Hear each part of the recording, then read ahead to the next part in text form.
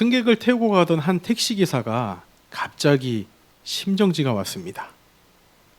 그래서 의식을 잃고 이 택시는 앞에 있는 차를 들이받고는 한 30m를 더 이제 진행해서 이제 더 전진해서 이제 멈춰 섰다고 합니다.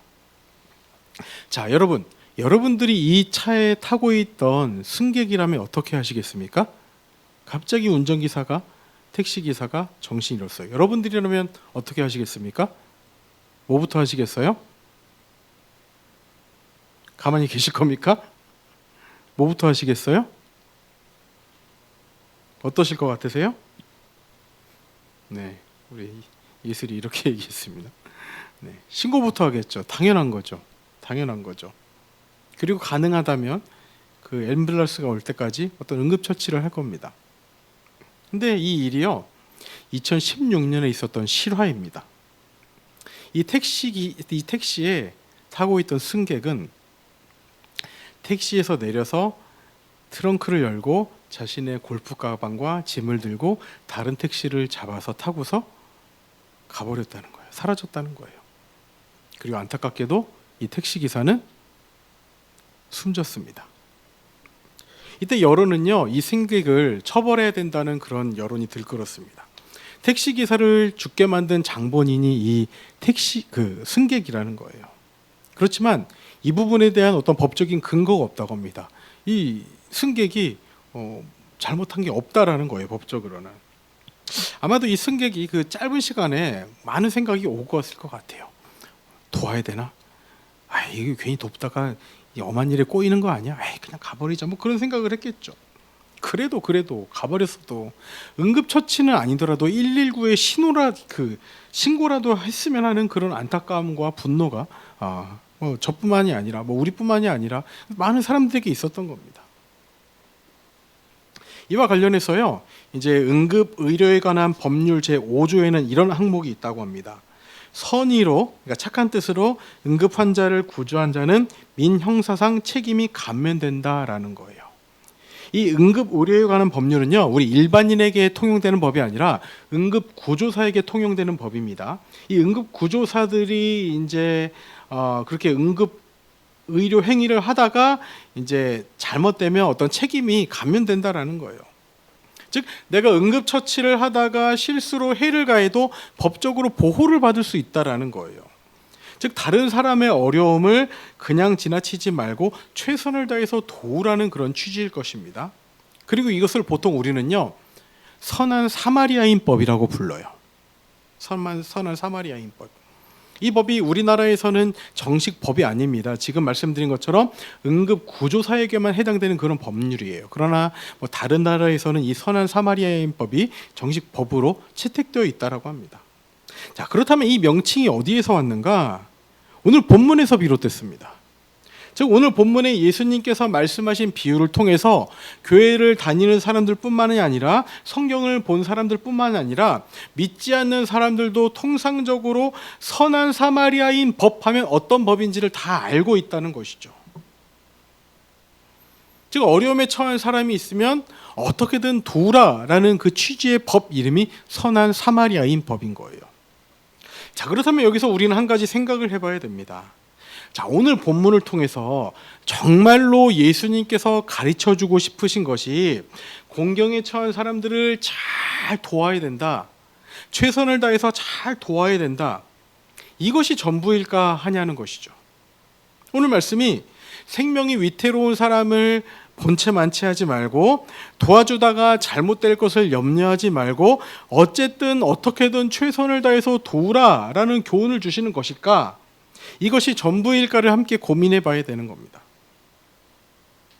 왜 이런 고민이 필요한가 하면요, 예수님께서 이 비유를 드신 첫 시작점이 이웃을 돕지 않는 한 사람에게 너는 이웃을 잘 도와야 된다라는 그런 깨달음을 주기 위해서 시작하신 말씀이 아니라는 거예요. 이 시작이 어떻습니까? 한 율법교사가 예수님께 질문을 합니다. 무엇을 하여야 영생을 얻을 수 있습니까? 영생에 관한 질문이었어요. 그것이 하나님 사랑, 이웃 사랑으로 연결되고 이웃 사랑의 그 실예로 선한 사마리아인의 비유가 나타난다는 것이죠.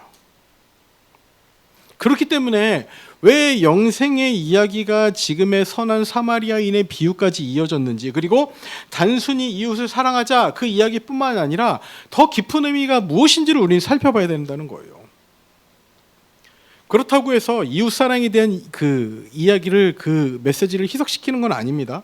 물론 중요합니다. 그러나 예수님께서 영생에서 시작하신 이 이야기가 왜 이웃 사랑에 대한 이야기, 선한 사마리아인에 대한 이야기로 끝이 나는지를 더 고민해 봐야 된다는 거예요. 자, 그렇다면 본격적인 이야기에 앞서서 오늘 이제 본문의 이야기, 예수님께서 드셨던 선한 사마리아인의 이야기를 간략하게 제가 요약을 해보도록 하겠습니다. 예수님께서 드셨던 비유가 이렇습니다. 한 사람이 예루살렘에서 여리고로 가는 길이었습니다. 이 거리는 한 30km 정도 된다고 해요. 그 거리를 이제 여행을 가는 거죠. 그러다가 강도떼를 만나는 거예요. 강도떼. 한 사람의 강도가 아니었습니다. 강도떼였습니다. 이 사람은 자신의 모든 것을 빼앗기고 육체적으로도 해를 당하고 그래서 죽을 위기에 놓여졌습니다. 그런데 그때 가장 처음으로 이 사람을 발견한 사람이 누구인가? 누구예요? 누구죠? 누가 가장 처음 이 사람 발견했어요? 누구예요? 제사장이죠. 제사장이 지나갑니다. 죽을 위기에 놓인 이 사람을 발견하지만 31절에 보시면 어떻게 기록이 되어 있는가 하면 보고 피하여 지나갔다라고 말씀하고 있어요. 보고 피하여 지나갔다. 자, 두 번째로 지나간 사람이 누구입니까? 누구예요? 레위인이에요. 레위인도 그 성전을 섬기는 중요한 역할을 하는 사람이죠. 레위인도 마찬가지로 어떻게 했어요? 보고 피하여 지나갔다라고 기록을 하고 있는 거예요. 그리고 세 번째로 지나간 사람이 있습니다. 바로 누구입니까? 사마리아인이에요. 이 사람은 강도를 만나 죽을 위기에 처한 이 사람을 정말 극진히 돕습니다. 어떻게 돕는지는 우리가 나중에 한번 살펴보도록 하겠습니다. 자, 그 가운데 예수님께 두신 이 예화를 통해서 우리가 두 가지 메시지를 한번 생각해 보도록 하겠습니다. 첫 번째는 이것입니다. 우리 다 같이 한번 읽어볼까요? 우리 앞에 띄워놨습니다. 시작. 하나님의 법은 충분히 따뜻한가요? 충분히 따뜻한가? 우리가 살펴볼 첫 번째 메시지는 하나님의 법은 충분히 따뜻한가입니다. 여기서 말하는 하나님의 법은요, 이제 율법 교사가 잘 지키려고 했던 율법입니다. 율법. 자, 일단 첫 번째 단락은요, 이 첫 번째 메시지는요, 이 율법 교사의 입장에서 한번 생각을 해보도록 하겠습니다. 자, 이 율법 교사에 대한 중요한 단서를 주는 구절이 있어요. 이게 몇 절인가 하면 29절입니다. 29절. 우리 29절 말씀 함께 읽어보도록 하겠습니다. 29절입니다. 시작. 그 사람이 자기를 옳게 보이려고 예수께 여짜오되 그러면 내 이웃이 누구니까? 자, 이 율법 교사는요, 자신을 옳게 보이려고 했다라는 거예요. 옳게 보이려고. 자, 내 이웃이 누구인지를 묻는 이 질문이 왜 자신을 옳게 보이려는 질문일까? 아마도 이런 걸 겁니다. 예수님께서는 영생을 위해서 하나님을 사랑하고 이웃을 사랑하라는 그 율법을 잘 지켜야 한다고 말씀을 하셨죠. 저는 이 말씀을 정말로 잘 지켜서 행하고 있습니다. 저는 평소에도 제 이웃이 누구인지에 대해서 정말로 깊이 고민하고 있습니다. 그런데 예수님이 보시기에 저의 이웃은 누구입니까? 예수님의 고견을 듣고 싶습니다라고 묻고 있는 거예요. 아마도요 이 율법 교사는요, 예수님께서 어떤 답변을 하시더라도 반박 내지는 자신이 더 좋은 답변을 할 수 있을 거라고 생각을 했을 겁니다. 이런 거예요. 만약 예수님께서 내 이웃이 누구입니까? 라는 질문에 대해서 이웃의 범인을 정말로 이만큼 크게 설정을 하셨다면, 예수님은 이웃의 범위를 제대로 알고 계시지 못합니다 라는 그런 지적을 했을 것 같아요. 반대로 예수님이 이웃의 범위를 자신이 생각한 것보다 훨씬 더 작게 상당히 제한을 했다면 자신의 이웃의 범위를 더 자랑하면서 예수님을 무시할 수 있는 그런 질문이었던 것이죠. 이것이 옳게 보이려고 했던 그 질문의 요지인 거예요. 우리도 살아가면서 우리를 더 좋게 보이려는 그런 행동을, 그런 말을, 표현을 할 때가 있습니다. 그러나 오히려 그런 행동들이 자신을 더 부끄럽게 만들 때가 있는 것이죠. 예를 들면 어떻습니까? SNS에 남자들이 어떤 사진을 올려요? 외제차의 핸들 위에 외제의 정말로 비싼 시계를 찬 손을 올린 사진을 SNS에 업로드하죠. 이럴 경우에 처음엔 어땠는지 모르겠지만 최근에는 이것이 모두 허세인 것을 많은 사람들이 알고 있습니다. 이 사람은 자기의 부를 과시하려고 했지만 오히려 없어 보이는 일을 했다라는 거예요.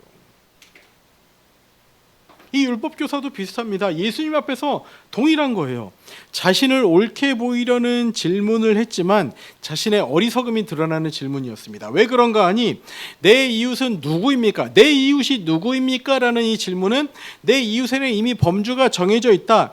즉 내 이웃도 있지만 내 이웃이 아닌 사람도 있다라는 말을 하고 있다라는 거예요.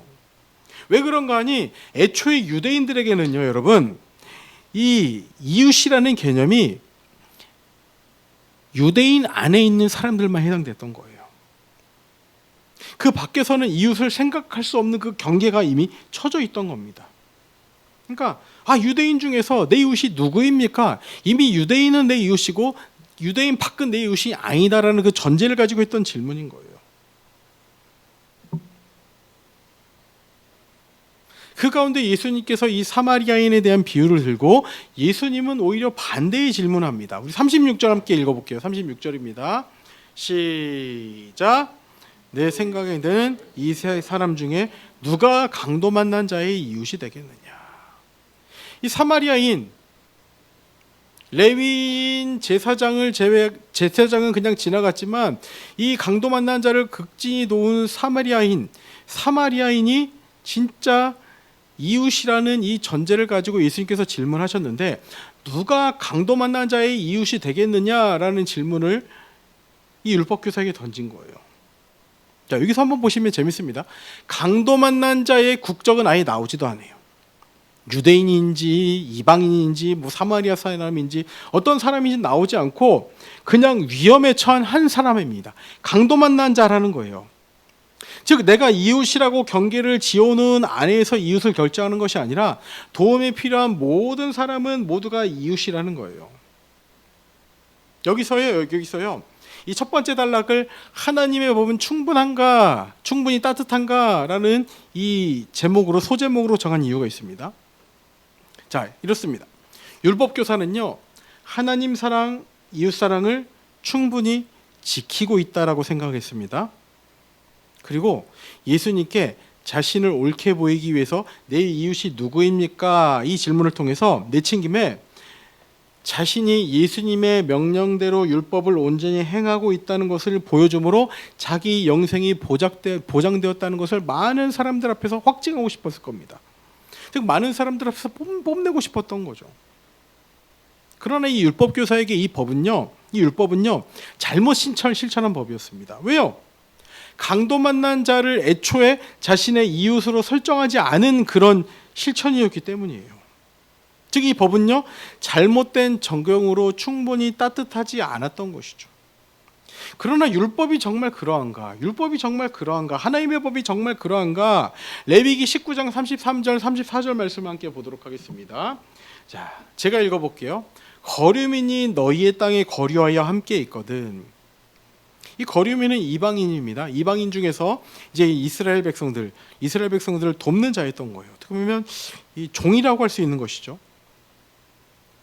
너희는 그를 뭐하지 말며 학대하지 말고 너희와 함께 있는 거류민을 너희 중에서 나은 자 같이 여기며 너희와 함께 있는 거류민을 너희 중에 나은 자 같이 여기라는 거예요. 당시의 종은 어떤 물질의 개념이었습니다. 물질의 개념이었는데 자신이 가진 물건의 개념이었는데 너희가 나은 자처럼 여기라는 것이죠. 자기같이 사랑하라. 자기같이 사랑하라. 왜요? 너희도 애굽 땅에서 거류민이 되었었느니라. 애굽에서 종살이하던 것을 생각해서 너희도 너희에게 있는 거류민을 너희처럼 대해, 너희같이 사랑해라고 율법에 레위기에서 이미 정해져 있는 거예요. 자, 그런데 지금 이 율법 교사에게 율법은요, 자신의 정당함을 과시하고 내가 구원받았고 더 의롭다라는 것을 보여주기 위해 존재했던 거예요. 다시요. 율법이라는 것은요, 자신의 정당함을 과시하고 내가 구원받았고 더 의롭다는 것을 보여주기 위해서 존재하는 것이 아니라 그저 순수하게 하나님을 사랑하고 이웃을 사랑하는 그 자체에 있다는 것을 말씀해주고 있다는 거예요. 그런 의미에서 이 율법 교사는요, 율법에 대해 충분히 이해하지도 못했고 완전히 오해하고 있었고 잘못 적용하고 있었던 겁니다. 그러니 충분히 따뜻할 수 없었죠. 그냥 내 옳음을 증명하기 위한 그런 율법이었던 거죠. 아울러 우리도 이 하나님의 법이 충분히 따뜻한가라는 질문을 통해서 우리의 모습을 한번 살펴봤으면 좋겠습니다. 이 율법 교사에게는 이 율법이라는 어떤 법이 지금 존재를 했었지만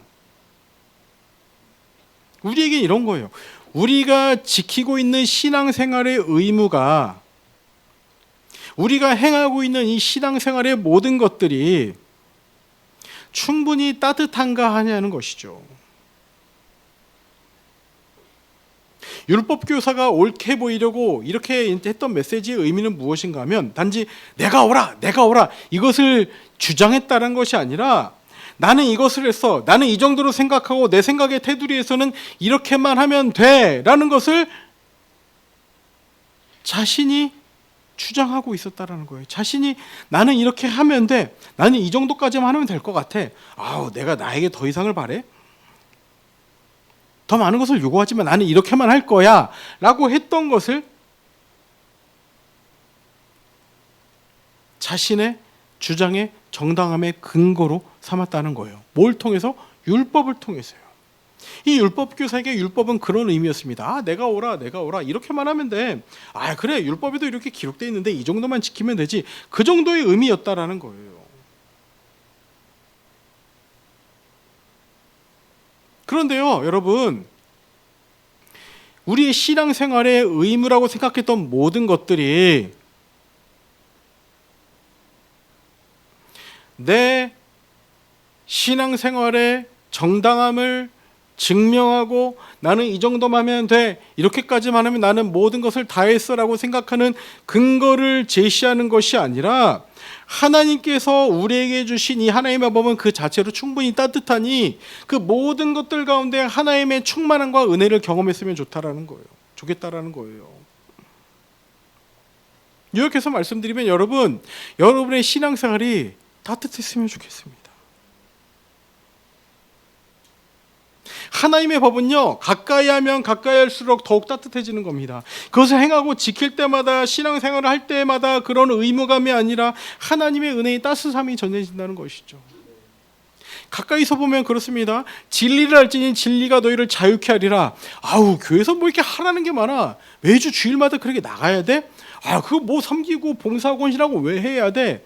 멀리서 보면 그렇게 내가 모든 것을 쏟아놓는 것처럼 보이지만 하나님의 법은, 하나님의 율법은, 우리의 신앙의 의무는 가까이 하면 가까이 할수록 하나님의 사랑이 느껴지고 하나님의 따뜻함을 경험하게 되는 놀라운 의미가 있다라는 거예요.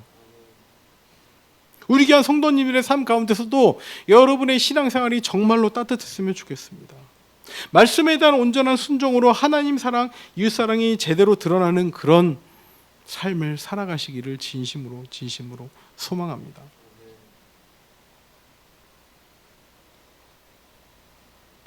율법 교사는요, 내가 이렇게 하면 됐어, 난 이 정도까지만 하니 다른 건 필요 없어, 그래 내가 이 정도까지 했는데 나는 그래 충분히 영생을 얻을 자격이 있어, 내가 기준이 됐던 거예요. 그러나 하나님의 법은요, 하나님의 사랑을 드러냅니다. 가까이 하면 가까이 할수록 의무가 아닌 따뜻함으로 다가갑니다. 진리를 아는 가운데 우리가 자유함을 누릴 수 있게 된다는 거예요. 그 자유함을 누리는 하나님의 율법의 따뜻함을 경험하는 우리 모든 성도님들 되시길 소망합니다. 두 번째는 이겁니다. 두 번째. 다 같이 읽어볼게요. 시작. 하나님의 사랑은 충분히 따뜻한가? 하나님의 사랑은 충분히 따뜻한가? 첫 번째는요, 하나님의 법은 충분히 따뜻한가에 대한 우리 신앙의 의무에 대한 부분을 살펴봤다면, 이 시간은 하나님의 사랑에 대한 부분을 살펴보도록 하겠습니다. 자, 이 율법 교사가 예수님의 그 비유를 들을 때 어떤 마음인지를 한번 함께 생각해 보도록 하겠습니다. 자, 강도를 만나 위기에 처한 그 사람에게 첫 번째 어떤 사람이 지나갔었죠? 누구였죠? 제사장이 지나갔었죠. 위에서 말씀드린 것처럼 보고 피하고 지나갔습니다. 두 번째는 누가 등장하죠? 레위인이 등장하죠. 레위인 동안 보고 피하고 지나갔습니다. 자, 이 율법교사는요, 예수님께서 말씀하신 이 비유를 지금까지 들은 거예요.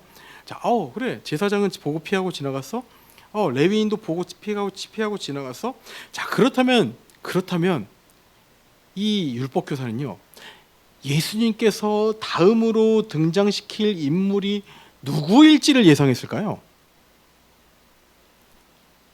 제사장 지나가고 레위인 지나가고 아마 한 평범한 유대인이 다음에 등장할까 정도로 생각했을 거예요. 그런데 거기서 누가 등장하고 있다는 거예요? 누구예요? 세 번째로 등장한 인물이 사마리아인인 거예요. 사마리아인. 세상에 사마리아인이 나오리라고는 털끝만치도 예상을 하지 못했을 겁니다. 왜요? 자신의 생각의 범주에서 이 사마리아인은 존재하지 않았기 때문이에요. 근데 갑자기 예수님께서 비유를 드시면서 사마리아인이 등장을 하는 겁니다. 아마도 이 율법교사는요, 예수님께서 제사장 지나가고 레위인 지나가고 하니 이런 종교 기득권자들의 그런 것들을 이제 기득권에 대해서 비판하시려고 했겠거니 예상을 했을 겁니다. 그런데 정말 뜬금없이 사마리아인이 등장한다는 거예요. 자, 사마리아인이 당시 어떤 취급을 받았는가? 어떤 취급이었냐면 자신들에게서 뜯겨져 나간 불결한 자들이었어요. 자신들에게서 쪼개져 나간 불결한 자들이었어요. 그래서 유대인들은 사마리아인을 부정하다고 여겼습니다. 부정하다 그랬던 거죠. 그래서 그들을 멀리했습니다. 그런데 그런 사마리아 사람이 존경을 받고 모범을 보인다는 유대인 제사장 레위인보다 훨씬 더 뛰어난 이웃사랑을 보여주고 있다는 거예요. 율법교사 입장에서는 입에도 담기 싫은 이 사마리아인이 이 강도 만난 자의 이웃임을 본인도 인지를 했다는 거예요. 그래서 보시기 바랍니다. 37절 보시면 예수님께서 누가 이 강도 만난 자의 이웃이 되겠느냐라 질문을 하시는데, 율법교사는 이 37절에 보시면 뭐라고 대답해요? 이르되 뭐라고 대답합니까? 자비를 베푼 자니이다 대답하는 거예요. 사마리아인입니다라고 사마리아인이라는 이 대답조차 하기 싫은 거예요. 누가 이 사람의 이웃이 되겠느냐는 예수님의 질문에 자비를 베푼 자입니다. 사마리아 사람입니다가 아니라 자비를 베푼 자입니다라고 대답했다라는 거예요. 그처럼 자신의 입술에 사마리아인이라는 것을 언급하기조차 싫을 정도로, 그렇게 이제 싫을 정도로 꺼려졌던 거죠. 자비를 베푼 자니이다. 그렇다면 사마리아인이 이 강도 만난 자에게 어느 정도로 정말 헌신의 모습, 열정의 모습을 보이는지 한번 살펴보도록 하겠습니다. 33절입니다. 33절 다 같이 읽어볼게요. 시작.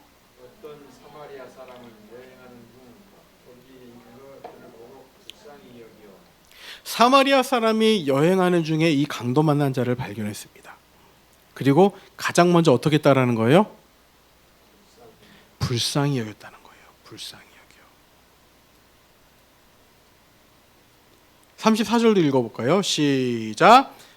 가까이 가서 기름과 포도주를 그 상처에 붓고 싸매고 자기 집으로 태워 주막으로 들고 와서 좋을 것 같습니다. 자, 보고 피해서 지나갔던 제사장 레위인과는 달리 이 사마리아 사람은 어떻게 했습니까? 불쌍히 여긴 이후에 가까이 갔어요. 가까이. 그리고 자신이 가진 기름과 포도주로 소독을 했습니다. 상처가 곪으면 안 되니까요. 기름과 포도주로 그렇게 소독을 한 거예요. 그리고 자기 짐승에 태워 주막으로 데리고 가서 돌보아 주었습니다. 이동할 때 이 환자는, 강도 만난 자는 짐승에 태우고 자신은 걸어서 이동을 했겠죠. 그리고 주막에 가서 돌봤습니다. 생명을 구한 거예요. 근데 여기서 끝이 아닙니다. 35절도 다 같이 한번 읽어볼까요? 35절 시작. 다시요. 35절입니다. 시작. 그 이튿날 그가 주막 주인에게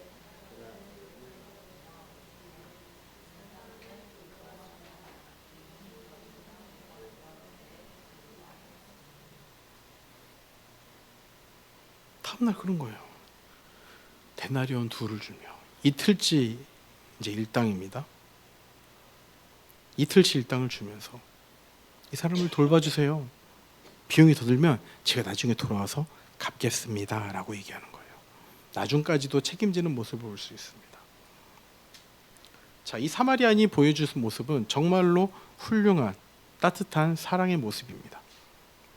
자, 그래도 두 번째 단락의 질문이 뭐였죠? 하나님의 사랑은 충분히 따뜻한가? 냐는 거예요. 자, 이 사마리아인의 모습이 이 질문과 어떻게 이어질 수 있는가를 생각해 보도록 하겠습니다. 그 대답은 이런 거예요. 사마리아 사람. 이른바 버림을 받았다고 여겨지는 사람들도 하나님의 사랑에 올바르게 반응할 수 있다는 거예요. 다시요. 버림을 받았다고 여겨지는 사람들도 하나님의 사랑에 올바르게 반응할 수 있다는 거예요. 자, 사마리아 사람이 사랑을 베풀고 있습니다. 목숨의 위협에 놓인 자를 보고서 불쌍히 여겼습니다.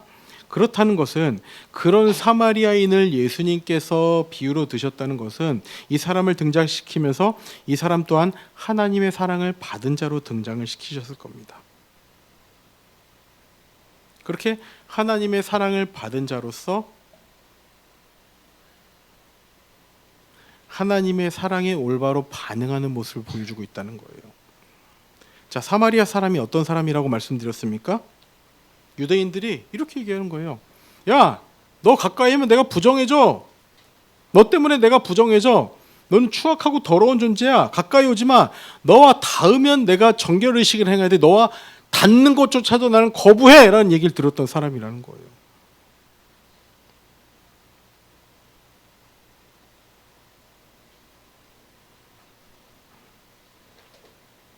그런데 이 사람이 이렇게 사랑을 베풀 수 있는 이유가 무엇인가 하면 나는 하나님을 사랑을 받기에 충분한 자격이 있다는 것을 깨달았겠죠. 사람들은 나를 보면 부정하다 너를 가까이 하면 내가 부정해진다 하는 그런 벌레맛도 못한 취급을 받지만 하나님의 사랑을 받기에 충분한 자격이 있다는 것을 깨달았을 거라는 거예요. 그렇기 때문에 설령 버림을 받았다고 여겨지는 존재라 할지라도 하나님의 사랑에 올바르게 반응하고 있는 겁니다. 진짜 이웃 사랑을 보여주고 있는 거예요. 예수님께서 하나님을 사랑하고 이웃을 사랑하는 그 실천을 어떻게 해야 되는지 비애로 들기 위해서 이 사마리아인 비유를 들었다면 지금 율법 교사가 어떻게 보면 부끄러운 모습을 보이기까지 이 사랑의 모습이 어떤 건지를, 진짜 사랑이 무엇인지를, 진짜 이웃 사랑이 무엇인지를 이 사마리아인을 통해서 보여주고 있다라는 거예요. 너는 지금 너가 영생을 얻었다는 것을 증명하기 위해서, 그것을 많은 사람들 앞에서 옳게 보이기 위해서 그런 얘기를 했지만 너는 진짜 이웃사랑이 무엇인지 모른다. 진짜 이웃사랑은 나의 어떠함에도 상관없이 버림을 받았다고 여겨지는 그런 존재라고 내가 생각된다 할지라도 하나님의 사랑에 올바르게 반응하는 것, 그리고 그 사랑으로 말미암아 다른 사람들을 돕는 것이 진짜 이웃사랑이다라고 예수님께서 말씀하고 계신다라는 거예요. 우리 귀한 성도님들, 우리들에게도 마찬가지입니다. 하나님의 사랑은 우리에게도 마찬가지입니다. 사마리아 사람보다 자신이 더 비참하고 고달픈 상황 가운데 있다고 생각이 든다 할지라도 하나님의 사랑은 충분히 따뜻합니다. 우리 성도님들에게 충분히 따뜻합니다. 우리 성도님들에게도 이런 따뜻한 은혜가, 하나님의 놀라운 사랑의 은혜가 충만하게 임하길 소망합니다. 사마리아인이 그렇게 하나님을 사랑하고 그것으로 말미암아 이웃을 사랑했듯이, 내가 버림받은 그런 존재로 여겨진다 할지라도 하나님의 사랑에 충분히 올바로 반응을 보여줬던 것처럼, 우리 또한 그런 하나님의 사랑에 충분히 넉넉하게 따뜻하게 반응하기를 소망해 봅니다. 자, 이제 말씀을 마무리하도록 하겠습니다. 예수님께서는요, 이 비유를 드시면서 배경이 예루살렘에서 여리고로 내려가는 길이라고 말씀하셨어요. 자, 제사장과 레위인이 예루살렘에서 다른 곳으로 내려간다. 당시에 예루살렘은 지형이 높았기 때문에요, 보통 예루살렘에서 내려간다라는 표현을 썼습니다. 그렇게 예루살렘에서 내려간다는 이 표현의 의미 가운데 제사장과 레위인이니 이들은 성전에서 예배를 드리고 내려간다라는 의미로 해석하는 신학자들도 있어요. 자, 그렇게 본다면 제사장 레위인은 지금 성전에서 예배를 드리고 내려오는 중에 강도 만난 자를 만난 겁니다. 이 제사장 레위인은요, 어떻게 보면 자신의 종교적인 의무는 아주 훌륭하게 행했을지 모르겠습니다.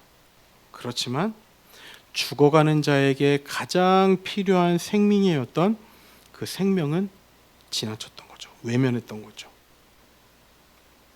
제사장과 레위인 입장은 이럴 수도 있습니다. 아유, 다음 장소로 예배 인도하러 가야 되는데, 회당으로 예배 인도하러 가야 되는데 내가 그 사람 만지면 어떻게 돼? 내가 부정해질 수 있어. 나의 부정이 염려됐던 거죠. 혹시라도, 아니면 아유, 그 사람이 진짜 강도 만났는지, 아니면 강도 만난 것처럼 위장해서 나를 꿰는 건지 내가 어떻게 알아? 별별 생각이 다 들었을 겁니다. 단지 종교적으로 그렇게 훌륭한 의무감을 가지고 있던 사람임에는 틀림이 없습니다. 왜? 나의 정결을 위해 최선을 다했기 때문인 것이죠. 그러나 예수님께서 이 제사장과 레위인을 통해서 율법교사의 모습을 꼬집으시고는, 그리고 아울러 우리의 모습이 이 율법교사와 동일하다는 것을 말씀해 주신 게 아닌가라는 생각이 듭니다. 내 기준으로 하는 신앙생활이라는 것이죠. 내 생각으로 하는 신앙생활이라는 것이죠. 나의 옳음을 보여주기 위한 신앙생활이라는 것이죠. 그리고 그것으로 아유, 나는 이미 충분히 했어. 이제 다른 시간들은 내가 마음대로 써도 돼. 아유, 내가 이것만 하면 됐지. 아우, 내가 이것만 하면 충분하지. 내가 얼마나 바쁜 사람인데. 그리고 그것으로 나는 충분히 내 할 일을 다 했다 생각하고, 그래서 나에게는 이미 모든 것이 보장되었다라고 말하고 있을 수도 있습니다. 그런 오늘 본문은요, 이렇게 종교적인 의무를 다해서 나의 옳음을 증명하는 그 사람을 향해서 너는 하나님의 법을, 너는 하나님의 사랑을 온전히 누리지 못한다. 이웃사랑, 하나님 사랑은 내가 범주를 정해서 내가 마음대로 하는 것이 아니라 하나님의 법의 충만함을 은혜로 누리고 하나님의 사랑의 충만함을 내가 경험하면서 설령 나에게는 자격이 없다 할지라도 그 은혜로 나아가는 것, 그래서 충분히 따뜻함을 경험하는 것, 이것이 진정한 하나님 사랑, 이웃 사랑이다라고 우리에게 말씀해 주고 있는 거예요. 그 가운데 여러분, 우리 한번 생각해 봤으면 좋겠습니다. 우리 귀한 성도님들, 우리 성도님들 하나님의 사랑과 하나님의 법을 진정으로 만끽하며 누리고 계십니까? 하나님의 법의 충만함을, 하나님의 사랑의 따스함을 여러분들 누리면서 만끽하고 있습니까? 그리고 그것을 만끽하기 위해서 어떤 마음으로 우리가 서야 하냐는 것이죠. 이에 대한 진지한 고민이 있기 바랍니다. 그러나 한 가지 이런 마음이 들죠. 지금까지 여러분 경험하셨을 거예요. 내가 마음만 충만해서는 내 마음 가지고서 무엇이 안 되는 것 경험하셨을 겁니다. 내가 이렇게 결단해봤는데 안 되는 것 경험하셨을 겁니다. 근데 여러분, 성령님의 따스한 은혜가 여러분들에게 임하길 소원합니다. 하나님의 법은요 충분히 따뜻합니다. 그리고 하나님의 사랑 또한 충분히 따뜻합니다. 이 모든 것들이 정말 내가 어떻게든 내 의무를 행해서 느껴지는 것이 아니라 성령의 은혜로 말미암아 여러분들에게 임하기를 진심으로 소망합니다. 그래서 이 따뜻함을 만끽하셨으면 좋겠어요. 내 마음만으로 되지 않는 것 하나님께 의지하십시오. 내가 가진 걸로 어떻게 해보려는 것 하나님께 맡기십시오. 그로 말미암아 하나님의 사랑을 누리며 나아가는, 하나님의 법의 따뜻함을 누리며 나아가는 우리 모든 성도님들 되시기를 진심으로 소망합니다.